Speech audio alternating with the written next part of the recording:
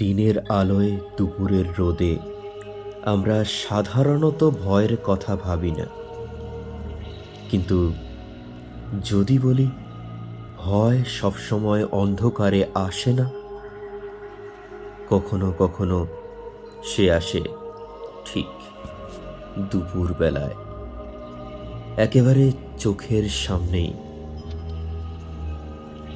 আজকের গল্পে একজন ডাক্তার যে ফিরে যাচ্ছিল তার বন্ধুর বাড়ি থেকে রোগী দেখে, রাস্তার মাঝখানে হঠাৎই তার সঙ্গে দেখা হয় একটি ছোট্ট মেয়ের, যার চোখে আতঙ্ক, গলায় অনুরোধের সুর।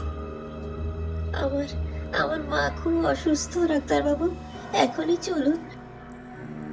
ডাক্তার গিয়েছিল সাহায্য করতে, কিন্তু সে কি জানতো এই যাত্রা তাকে নিয়ে যাবে এমন এক বাড়িতে যেখানে সময় থেমে আছে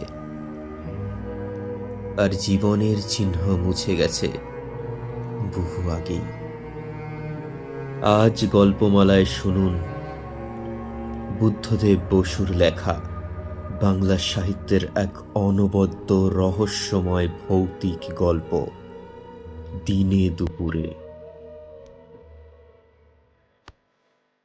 বুদ্ধদেব বসু বিংশ শতাব্দীর এক প্রভাবশালী কবি, কথাসাহিত্যিক, প্রাবন্ধিক, নাট্যকার, অনুবাদক ও সাহিত্য সমালোচক। 20 ও 30-এর দশকে বাংলা আধুনিক কবিতার যে নতুন ধারা তৈরি হয়েছিল তার অন্যতম পথিকৃৎ ছিলেন তিনি। কবিতা পত্রিকার প্রকাশ ও সম্পাদনের মাধ্যমে তিনি বাংলা সাহিত্যকে দিয়েছিলেন এক নতুন চিন্তাধারা ও ভাষা। রবীন্দ্রনাথ ঠাকুরের জীবদ্দশাতেই তার প্রভাবের বাইরে এসে নিজস্ব কণ্ঠস্বর গড়ে তোলা লেখকদের মধ্যে বুদ্ধদেব বসু ছিলেন অগ্রগণ্য। শুধু বাংলা নয়, তার পাশাপাশি ইংরেজি ভাষায়ও কবিতা এবং প্রবন্ধ লিখে তিনি আন্তর্জাতিক মহলেও প্রশংসা অর্জন করেছিলেন। আজকের পর্বে আপনারা শুনবেন তাঁর লেখা এক ভয়ঙ্কর, অথচ যেখানে বাস্তবতা আর অতিপ্রাকৃত একে অপরের সাথে মিশে যায় দিনের আলোতেই।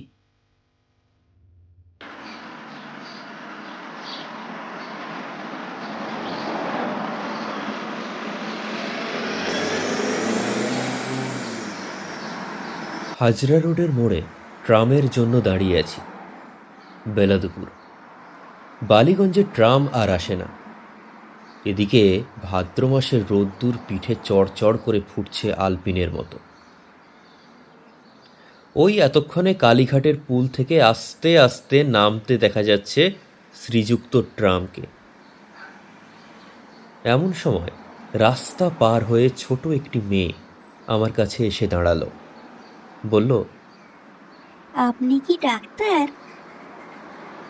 ভাবতেই পারিনি মেয়েটি আমাকে কিছু বলছে, তাই কথাটা শুনেও গ্রাহ্য করলাম না। কিন্তু পর মুহূর্তেই মেয়েটি সোজা আমারই মুখের দিকে তাকিয়ে বলল, দেখুন, আপনি কি ডাক্তার? খুব অবাক হলাম, একটু যেন খুশিও। তুমি কি করে বুঝলে? ওই যে আপনার পকেটে বুক দেখার যন্ত্র, দেখুন, আমার মায়ের না বড় অসুখ, আপনি কি একবার একটু দেখে যাবেন? মেয়েটি এমনভাবে কথাটা বলল যেন এটা মোটেও অদ্ভুত কি অসাধারণ কিছু নয়। আমি তো কি বলবো ভেবে পাচ্ছি না। এদিকে ট্রাম এসে গেছে, একটা ট্রাম ফসকালে এই দারুণ রোদ্দুরে আবার হয়তো 15 মিনিটের ধাক্কা প্রায়। মেয়েটি ভাঙা ভাঙা গলায় কাতরভাবে আবার বলল, আপনি চলুন না, যাবেন? ওসব কথায় কান না দিয়ে ট্রামে উঠে পড়াই বুদ্ধিমানের কাজ হতো, এতে কোনো সন্দেহ নেই। কিন্তু কেমন দোটানার মধ্যে পড়ে গিয়ে পা বাড়াতেই পারলাম না। ট্রামটা মোড় ঘুরে আমার চোখের উপর দিয়ে ঘটর ঘটর করতে করতে বেরিয়ে গেল। যাবেন তো? কোথায় তোমার বাড়ি? এই তো চেতলায়, এই কাছেই। কি হয়েছে তোমার মার? কি হয়েছে জানি না তো, বড় অসুখ। কতদিন অসুখ? অনেক দিন। ডাক্তারবাবু, আপনি যাবেন তো? মেয়েটির ম্লান মুখের দিকে তাকিয়ে আমার কেমন মায়া হলো। ভাবলাম যাই না, দেখে আসি ব্যাপারটা। বললাম, ঠিক আছে চলো। ডাক্তারবাবু, আমি তো আপনাকে টাকা দিতে পারবো না। মেয়েটি আরও কি বলতে গিয়ে ঢোক গিলে থেমে গেল। আরে আচ্ছা আচ্ছা, সেজন্য ভেবো না। আমি একটু তাড়াতাড়ি বললাম। নতুন পাশ করে বেরিয়েছি। আত্মীয় বন্ধু মহলে ডাকখোঁজ পড়ে মাঝে মাঝে, কিন্তু ভিজিট 10 টাকা যে মাসে পাই সেই মাসেই খুব খুশি। এই তো বন্ধুর ছেলের 99 বুঝি জ্বর হয়েছে, ট্রামের পয়সা খরচ করে এসে তার প্রেসক্রিপশন লিখে দিয়ে এতক্ষণ আড্ডা মেরে বাড়ি ফিরছিলাম। তবু এই মেয়েটি যাই হোক টাকার কথাটা মুখে আনলো। হেঁটে রওনা হলাম মেয়েটির সাথে কালীঘাট পুলের দিকে। জিজ্ঞেস করলাম, তোমার মাকে আর কোনো ডাক্তার দেখেননি? মা বলেন ডাক্তার দিয়ে কি হবে, এমনি আমি ভালো হয়ে যাব। এত টাকা পাবো কোথায়? তুমি কি আজ ডাক্তার খুঁজতেই বেরিয়েছিলে? আর কেউ নেই তোমার বাড়িতে? না, কে আর থাকবে। এক দাদা ছিল আমার, সে তো চটকলে কাজ করতে গিয়ে রেলে কাটা পড়লো। সেই থেকে আমি আর মা বেশ তো ভালো ছিলাম আমরা। এর মধ্যে কেন যে অসুখ করলো মার। ডাক্তারবাবু, মা কতদিনে ভালো হবেন? আমি ডাক্তারি ধরনে হেসে বললাম, সে এখন কি করে বলি বলো তো। ডাক্তারবাবু, আজ সকাল থেকে মা যেন কেমন হয়ে আছেন। একবার চোখ মেলে তাকান না। দেখুন, বাড়ি থেকে আমি বেরিয়ে ছুটতে ছুটতে এত দূরে এসেছি। যদি কোনো ডাক্তার খুঁজে পাই, যদি আমার উপর কোনো ডাক্তার দয়া করেন। ওই তো সব ওষুধের দোকান, যেখানে ভেতরে পাতলুন পরা ডাক্তাররা বসে। আমার তো সাহস হয় না ভেতরে ঢুকতে। রাস্তার এদিক ওদিক কেবলই ঘুরছি। এমন সময় আপনাকে দেখেই মনে হলো আপনি আমাকে দয়া করবেন। মা সেরে উঠলে আপনি একদিন এসে খাবেন আমাদের বাড়ি। কি চমৎকার লাউয়ের পাতা দিয়ে মটর ডাল রান্না করেন মা। ছি ছি, এটা কি বললাম? আপনারা কেন গরিবের বাড়িতে খেতে আসবেন ডাক্তারবাবু? আপনার দয়া আমি কোনোদিনই ভুলবো না। কিছুক্ষণ পর মেয়েটি জিজ্ঞেস করলো, ডাক্তারবাবু, আপনার হাঁটতে কষ্ট হচ্ছে বুঝি? কিছু না, চলো। মুখে বললাম বটে, কিন্তু কালীঘাট পুল পর্যন্ত আস্তে আস্তেই মনে হতে লাগলো এই মহৎ কাজের ভারটা না নিলেই পারতাম। এমন কত গরিব দুঃখী আছে বিনা চিকিৎসায় ধুঁকতে ধুঁকতে মরছে। না খেয়ে তাদের সবার উপকার করতে গেলে নিজেরই পুল থেকে নেমে জিজ্ঞেস করলাম, আর কত দূর? আমার প্রশ্নে নিতান্ত ব্যাকুল হয়ে মেয়েটি বলল, এই তো আর একটুখানি। আমার পয়সা নেই, তাহলে নিশ্চয়ই আপনাকে গাড়ি করে নিতাম। উফ, কত কষ্ট হলো আপনার। বাহ, এইটুকু হাঁটতে পারবো না? অনেক গলিঘুঁজি পেরিয়ে শেষ পর্যন্ত এসে পৌঁছলাম। কলকাতার এই অঞ্চলে কোনোদিন আর আসিনি। সত্যি বলতে জায়গাটা ঠিক কলকাতাই নয়, একেবারেই পাড়া গাঁ। পুকুর, বন জঙ্গল, কিছু পাকা বাড়ি, কিছু বা খড়ের ঘর। একটা অতি জীর্ণ শ্যাওলা ধরা খসে পড়া একতলা পাকা বাড়ির সামনে মেয়েটি এসে বলল। এই ভেতরে ঢুকে দেখি মেঝের ওপর মলিন বিছানায় একজন স্ত্রীলোক নিঃসাড় হয়ে শুয়ে। চোখ তার আধ ভোজা, খানিক পর পর নিঃশ্বাস পড়ছে জোরে জোরে। মেয়েটি তার কানের কাছে মুখ দিয়ে ডাকলো, মা, ও মা, কোনো জবাব এলো না। মা, মা, তোমার জন্য ডাক্তার নিয়ে এসেছি, চেয়ে দেখো। মা, এই ডাক্তারবাবু তোমাকে ভালো করবেন। চোখ দুটো একবার পলকের জন্য খুলেই আবার বুজে এলো। একখানা হাত বুঝিয়ে একটু ওঠাবার চেষ্টা করলো। অস্ফুট একটু আওয়াজ হয়তো বেরোলো গলা দিয়ে। মেয়েটি বলল, ডাক্তারবাবু, ভালো করে দেখুন, মাকে আজই ভালো করে দিন। কিছু দেখবার ছিল না, আর একটু পরেই না বিশ্বাস শুরু হবে। তবু আমরা সব সময় একবার শেষ চেষ্টা করে থাকি। তাড়াতাড়ি বললাম, তুমি একটু বসো, আমি আসছি। মেয়েটি বলল, ডাক্তারবাবু, আপনি আবার আসবেন তো? আমার মা ভালো হবে তো? এক্ষুনি আসছি ওষুধ নিয়ে, বলে আমি বেরিয়ে গেলাম।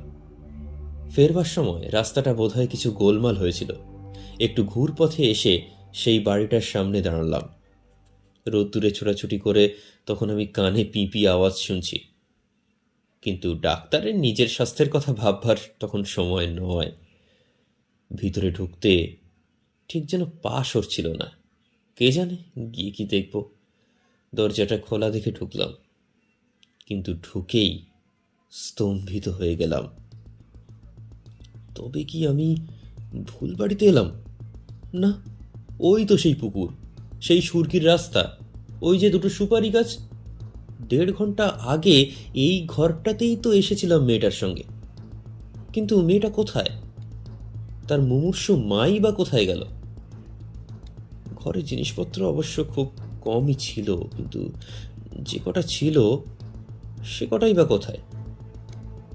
তবে কি ওর মা এর মধ্যেই মারা গেল, আর ওর মাকে নিয়ে চলে গেল কেওড়াতলাতে? এত অল্প সময়ের মধ্যে কি করে তা হতে পারে? ঘরে কিছু জিনিসপত্র ছিল, একটা লণ্ঠন, 2-1টা থালাবাটি, সেগুলো। আস্তে আস্তে আমি বাইরে এসে দাঁড়ালাম। তবে কি সমস্ত জিনিসটাই আমার চোখের ভুল, মনের ভুল? এই রোদ্দুরে কি আমার মাথা খারাপ হয়ে গেল? এই তো আমি ঠিক দাঁড়িয়ে, আমার পকেটে ইঞ্জেকশন। সব ঠিক আছে নাকি আমি পথ ভুল করে ভুল বাড়িতে এসে উপস্থিত হয়েছি? ফ্যাল করে তাকিয়ে আছি। মাথার উপরে যে আগুন ঝরছে সে খেয়ালও নেই। চারিদিকে ছবির মতো চুপচাপ। হঠাৎ দেখি টাক পড়া একটি আধবয়সী লোক আমার পাশে এসে তখন দাঁড়িয়েছে। কোনোখানে কেউ ছিল না।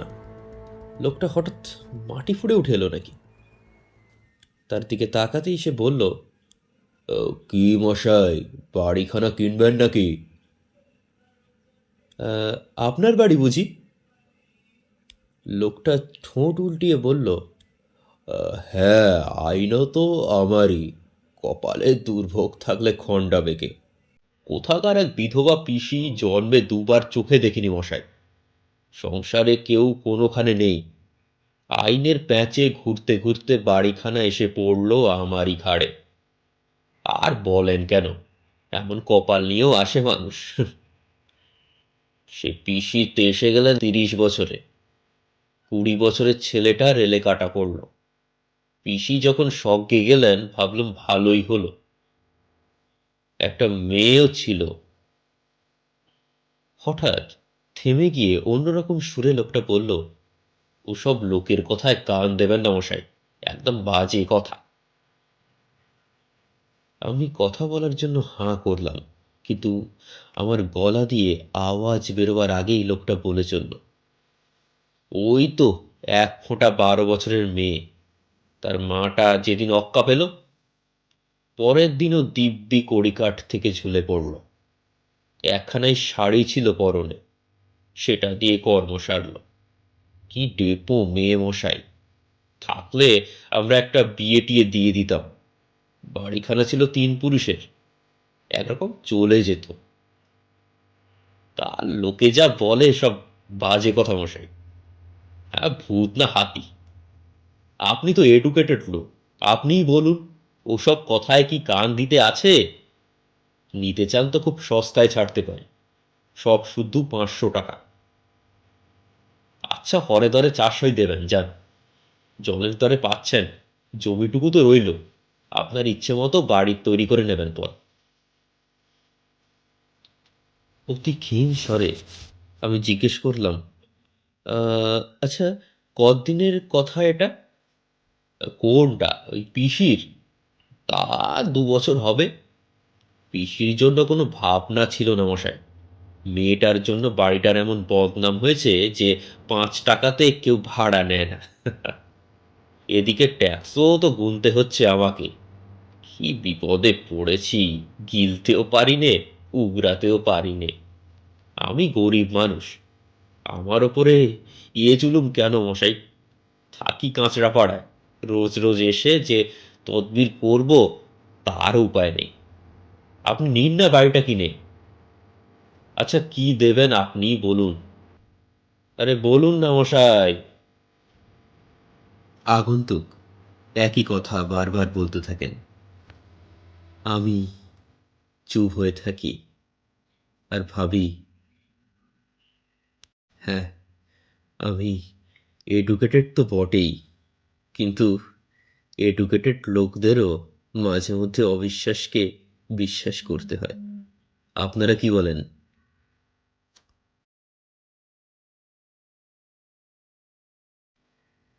শুনলেন দিনে দুপুরে, গল্পটিতে আমরা একটু সংযোজন করেছি। আশা করি আপনাদের ভালো লেগেছে আজকের এপিসোড। দেখা হচ্ছে আগামী দিন আরও একটি নতুন গল্প নিয়ে। সবাই ভালো থাকবেন, সুস্থ থাকবেন।